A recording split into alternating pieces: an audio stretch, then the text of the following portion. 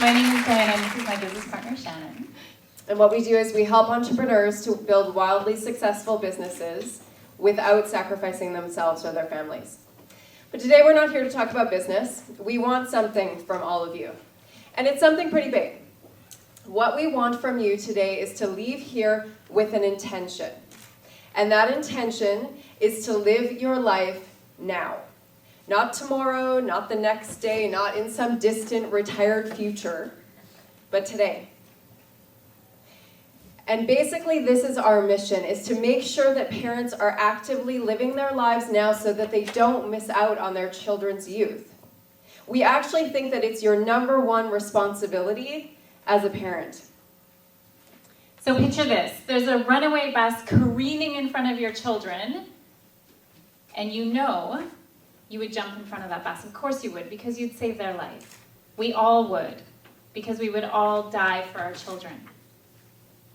But we realized something a few years ago, that while we knew we would die for our children, we asked ourselves the hard question, are we actually living for our children? And that's the flip side.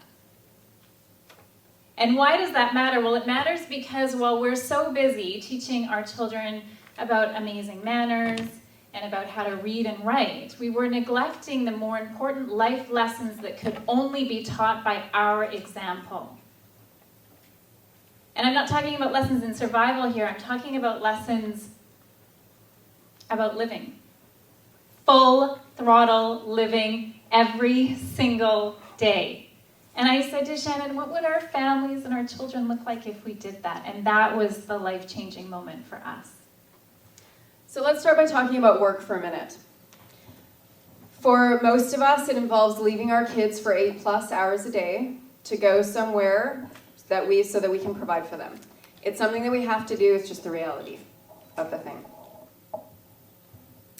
Then, on the other side of it, we come home and likely we're pretty tired. We're maybe a little bit grumpy, and perhaps we're even a little bit, if we're honest with ourselves, a little bit bitter about how we've had to spend that day. So what kind of message does this send our kids about work? Basically that it sucks, but it has to be done. So Diana and I wondered if there was some better lesson that we could be showing our kids about work. So what we set out to do was show our kids a true love for work. So imagine if every day when you went away from your kids, they knew you were going somewhere that you absolutely loved to go, to do something that really mattered to you. Now that would be showing our kids that work isn't just about punching a time card. It's about igniting your passion. And if you're anything like me, you've told your children on more than one occasion that they can be anything they want to be. And you believe it. But let's take a step back and look at what we're showing our children in that regard. Perhaps while we tell them that they can be anything they want to be, they also see that parent that goes to work every day doing something they don't love and being somebody that they don't really want to be. And it's time that, words just aren't enough. You need to walk the walk and show them by example what it's like and what it means to dream big and go after goals. And we think, what would it be like if we used our kids as our main reason for trying new things and doing things differently and experiencing and trying new adventures instead of as a deterrent? And what would it be like if all of you, all of the mums in this room today, if we made a pact to stop using our children as an excuse to not pursue our dreams, but to actually use our children as the reason to pursue our dreams, and what that would teach all of our children. So another thing that we tell our children very often is to always be yourself.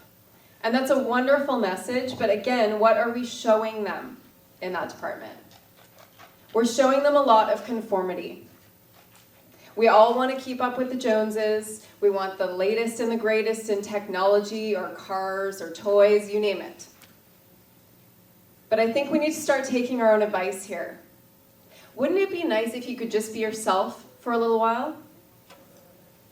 What if we got off this treadmill of trying to keep up with each other and instead put that energy toward really living our values and our dreams and our goals every single day of our lives? Because that would model for our kids how they can live their values and their dreams and their goals when they get older. Now let's talk about balance for a minute. Because I'm sure the term's going to come up a lot today. And we hate this word.